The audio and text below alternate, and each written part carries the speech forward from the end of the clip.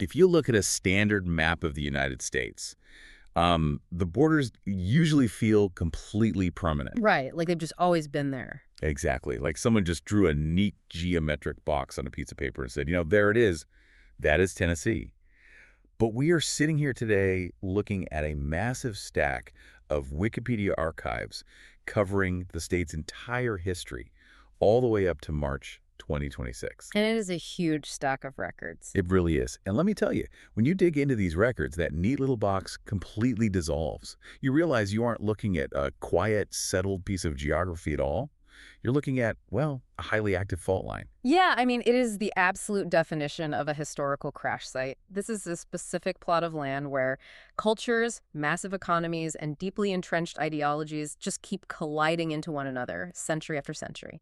So welcome to today's deep dive. We are taking you on a journey through Tennessee, but our mission isn't just to recite a timeline for you. No, definitely not. We want to show you how this one specific, sometimes incredibly messy landscape serves as the perfect microcosm for the entire American experiment. Okay, let's unpack this, starting way, way before anyone ever drew a border. Right, way back. We're talking 12,000 years ago in Williamson County. Archaeologists there uncovered a mastodon skeleton, but it wasn't just bones resting in the dirt. These bones had prehistoric cut marks on them from human hunters. What's fascinating here is how that single discovery shifts our entire perspective of American history. I mean, we tend to think of the American story starting a few hundred years ago, with European boats. Sure, yeah. But human beings have been actively navigating and fighting over this specific landscape since the Ice Age. And if we look closer at the Woodland and Mississippian periods, this is roughly 1,000 years ago, we see massive, highly complex societies. Actual cities, right? Exactly. We are talking about places like the Pinson Mounds or these walled, fortified cities along the riverbanks. They had complex agriculture, trade networks, and huge earthen pyramids. These were metropolitan centers. Yeah. Which makes me think about the physical geography of the state. You have the massive Mississippi River bordering the west, the Tennessee and Cumberland rivers weaving through the middle and east. I mean, it's essentially a prehistoric interstate highway network. That's a great way to put it. You had the Muskogee, the Cherokee, and the Shawnee all converging in this one spot. But let me push back on this a bit. Did this early, highly connected geography essentially doom the region to forever be a place where different empires and cultures violently collide? Well, the geography certainly guaranteed that the region was a middle ground long before European contact. It wasn't some empty, pristine wilderness waiting patiently to be discovered. Right. It was an already deeply complex geopolitical landscape. You had defensive alliances, highly negotiated trade routes, and, violent territorial disputes. So the Europeans were walking into a very established world. Exactly. When the first Spanish expeditions arrived in the 16th century, explorers like Hernando de Soto and Juan Pardo, they were stepping blindly into an existing sophisticated political web. And it didn't go well for them. Not at all. By 1567, the Spanish managed to build several forts in the region, including one called San Pedro. But the native inhabitants were so well organized, with such effective communication networks between tribes, that they actually starved out the garrisons. Wow. Yeah, they completely destroyed those short-lived Spanish forts by 1569.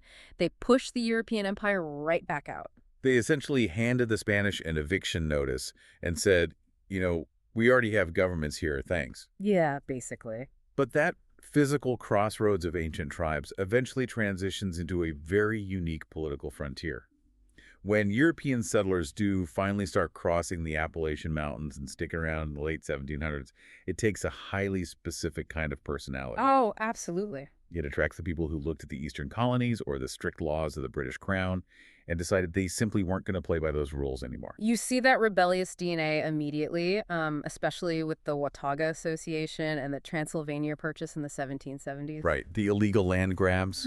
Exactly. These early frontiersmen were negotiating their own massive, completely illegal land leases directly with the Cherokee. They were bypassing the laws of the British Crown and the colonial governments in North Carolina. Why did they feel they could just do that? Because they felt the distant governments didn't understand the realities of frontier survival. They were just out there on their own. It is pure frontier rebellion. I mean, they even tried to create their own breakaway country. Have you ever heard of the state of Franklin? Oh, the state of Franklin. It's such a wild story. I always like to think of the state of Franklin as a wildly ambitious but critically underfunded Silicon Valley startup. That is a perfect analogy. Right. In 1784, several counties declared independence from North Carolina, appointed John Sevier as their governor, and just started operating as a sovereign state. But they quickly hit a wall regarding the basic mechanics of running a country. Because the underlying mechanisms of a state require capital and infrastructure, which they completely lacked. Yeah, they had nothing. They didn't even have their own currency, so they were literally paying their newly appointed government officials in animal skins and whiskey. Like paying their governor in whiskey. Literally, yes. And without a tax base, they couldn't afford a standing militia to defend themselves against Native American raids, and, of course, Congress refused to recognize them. So the startup folds. The startup folds. They are forced to be reabsorbed by the parent company of North Carolina before officially becoming the state of Tennessee in 1796. But that startup mentality, that aggressive, anti-authoritarian streak, didn't just fade away. It bled directly into their cultural and military identity. It is the exact mechanism that earned them the nickname the Volunteer State. Right, the Mexican-American War. Yeah, when the federal government asked Tennessee for 2,800 soldiers during the war in 1846, the state sent over 30,000 volunteers, over 10 times their request. They possessed a deeply ingrained culture of martial readiness. But we have to pause here. Yeah, it's not all heroism. No, it's not. Because if we are looking at this history honestly, we cannot separate that heroic, independent pioneer spirit from the devastating human cost it required. That same fierce independence fueled the aggressive and brutal displacement of the native populations. The Trail of Tears. Yes. By 1838, the United States government forced nearly 17,000 Cherokee out of eastern Tennessee. Thousands died of disease and exposure on that forced march.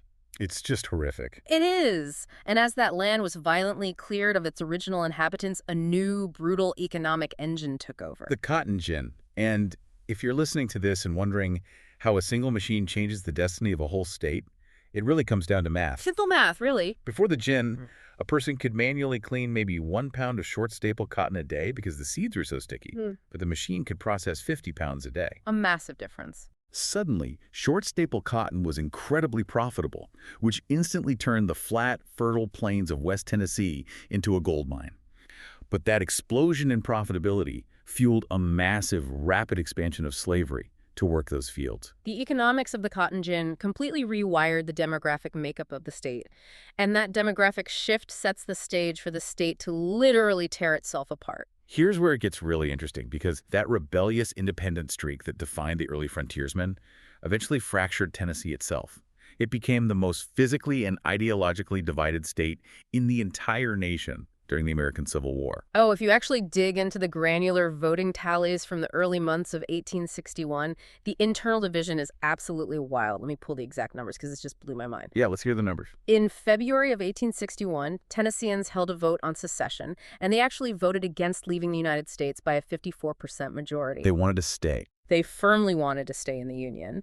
But then, in April, Fort Sumter is fired upon, and President Lincoln calls for 75,000 troops to actively coerce the South back into line. And the mood just flips. The public mood flips overnight. By June, they hold a second vote.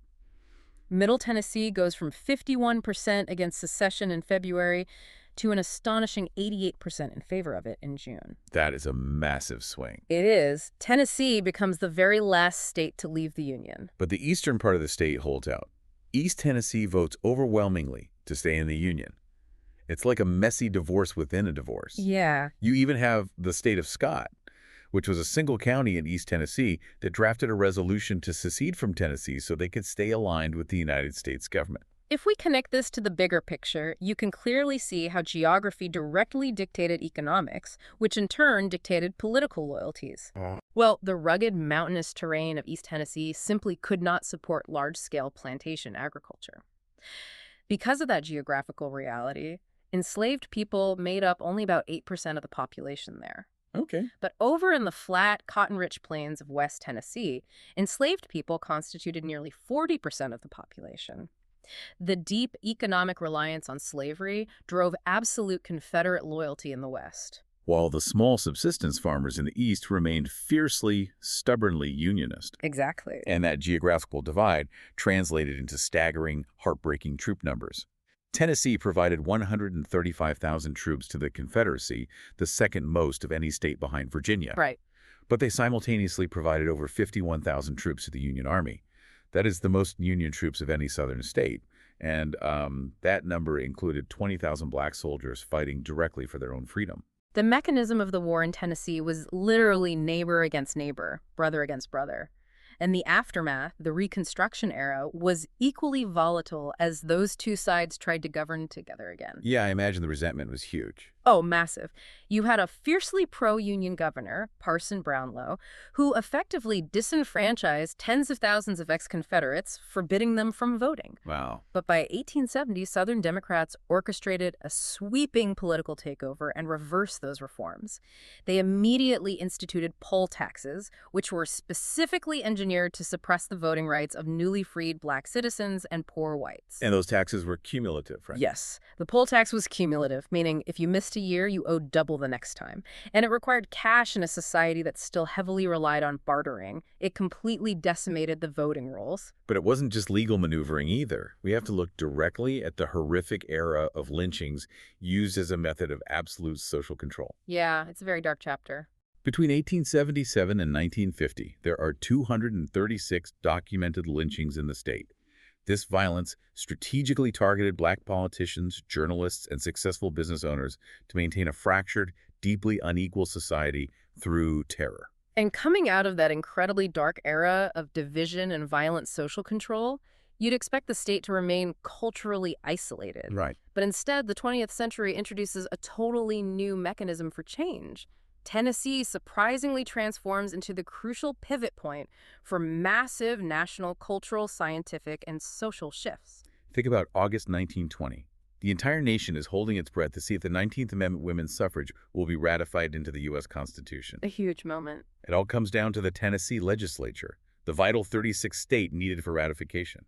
The vote is deadlocked, and it passes by a single deciding vote because a young 24-year-old legislator named Harry Byrne changed his mind at the very last second. And do you know why he changed his vote? Because that morning, he received a letter from his mother telling him to be a good boy and help put the rat in ratification. A single letter from a mother alters the United States Constitution. It's incredible. It really is.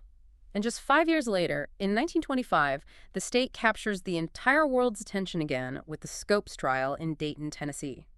John Scopes, a high school substitute teacher, goes on trial for teaching evolution, pitting modern science against traditional religion. But the wild irony of the Scopes monkey trial is how it started. It was a deliberate, manufactured PR stunt. Oh, completely. The ACLU put an ad in a newspaper offering to defend anyone willing to challenge the state's anti-evolution law.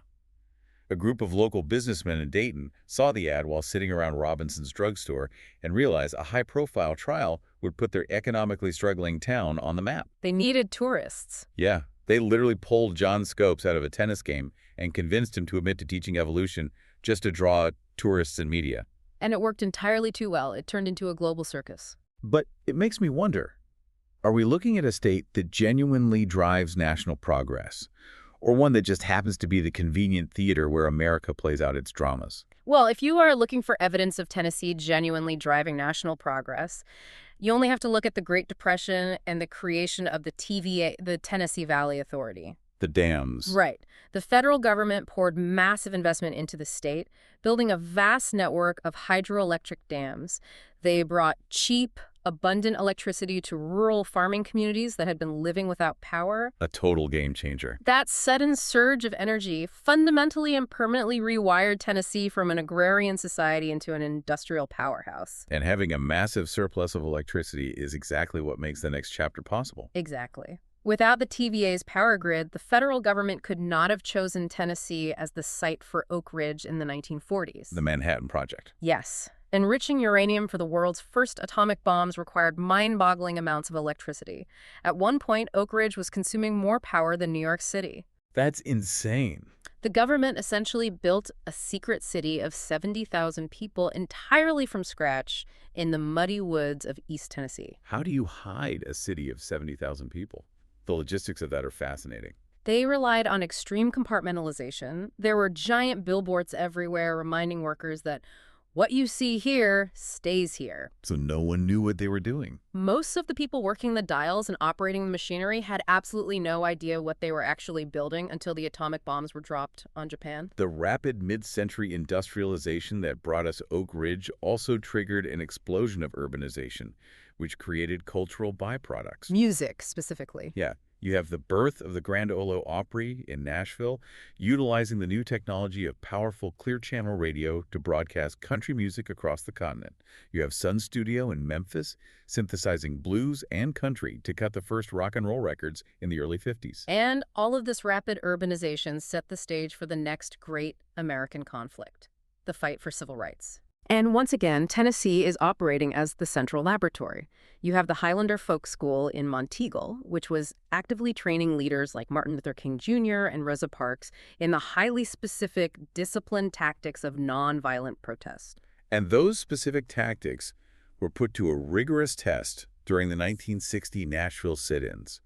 Black college students organized a highly coordinated campaign to desegregate downtown lunch counters. They endured a lot. They endured arrests, verbal abuse, and physical beatings without retaliating at all.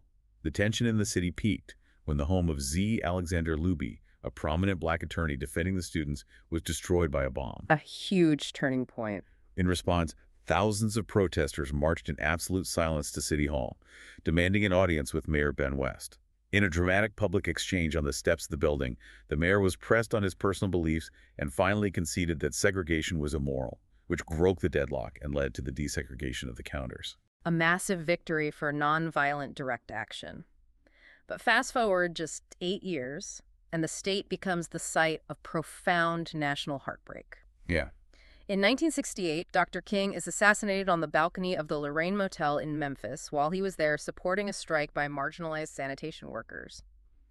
The state holds both incredible triumphs in human rights and devastating tragedies. And the history doesn't stop at the end of the 20th century.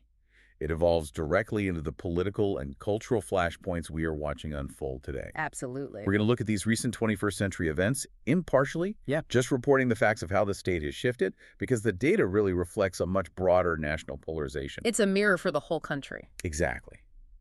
In 2010, the state shifts to a Republican trifecta controlling the governorship and both houses of the legislature for the first time since Reconstruction. In 2014, voters passed a constitutional amendment granting the legislature broad authority to regulate abortion. And the districts changed, too. Right. By 2022, the Republican-led legislature redrew Nashville's congressional districts, taking a concentrated Democratic stronghold and splitting it into 3 separate districts that stretch far out into rural, Republican-leaning counties. This political realignment is occurring simultaneously with a massive economic and population boom. By 2022, the state's population crossed 7 million people. 7 million. Yeah, driven by corporations and individuals relocating for the lack of state income tax and a business-friendly environment. So what does this all mean? When you look at modern Tennessee, it feels like a pressure cooker. How does the exact same state that pioneered nonviolent student sit-ins in the 60s become the epicenter of these fierce, highly partisan procedural battles today? It's a complex dynamic. I'm thinking of 2023. Following the horrific tragedy at the Covenant School in Nashville where 6 people were killed. In the emotional aftermath, 3 Democratic lawmakers protested for gun control on the House floor with a bullhorn. The Tennessee 3. Right. The Republican supermajority utilized a procedural vote to expel 2 of them, Justin Jones and Justin Pearson, for violating chamber decorum, though local councils quickly reinstated both of them. This raises an important question, really, for the entire country. How does a state manage explosive economic growth while simultaneously navigating deeply entrenched national political divides and recurring unpredictable tragedies? Because the growth is just constant. The physical growth is undeniable. They are currently pouring concrete on a $2.1 billion enclosed stadium for the Titans, scheduled to open in 2027. Huge investment. Yet, the community is constantly weathering severe shocks to the system. You had the deadly overnight tornadoes in 2020 that tore a path of destruction right through the region. Yeah, that was devastating. Then the tragedy of the Antioch High School shooting in January 2025. And the massive explosion at a military explosives handler in Hickman County in October 2025 that killed multiple workers. It is a state that is aggressively building the infrastructure of the future, while actively wrestling with the deepest, most painful controversies of the present. And that brings us right back to you, the listener. Because it all connects. Because when we spend this time looking at Tennessee's archives, we aren't just looking at local trivia. We are looking at how physical geography, how shifting economic mechanics, and how even the smallest individual choices like a mother's letter in 1920 or a PR stunt in a drugstore in 1925 can profoundly shape the laws, the culture, and the reality of the world you live in today. Before we go, I want to leave you with one final fascinating historical nugget from these archives that perfectly captures this enduring tension between massive human progress and the smallest voices. Oh, I love these. What is it? In the 1970s, the mighty TVA, the exact same federal agency that tamed the rivers and electrified the South, was in the middle of building the multi-million-dollar Tellico Dam. But the entire federal project was brought to a screeching halt. Why? Did they run out of money? No, because biologists discovered a tiny 3-inch endangered fish called the snail darter living in the river. Wait, really? A 3-inch fish halted the federal government's concrete dam. It did. The discovery triggered a massive legal battle that went all the way to the United States Supreme Court in 1978. It was a landmark case that ultimately forced the National Endangered Species Act to be amended. That's incredible. It leaves us with something profound to ponder as we look at the sweep of history. In the relentless march of human progress, of massive industry, of state building, how much power should the smallest, seemingly most insignificant voices, or even a 3-inch species, actually hold over our grand designs? That is the perfect question to end on, because as we've seen today, that map of Tennessee you're looking at, it isn't a neat little box. It is a living, breathing fault line. Thanks for taking the deep dive with us.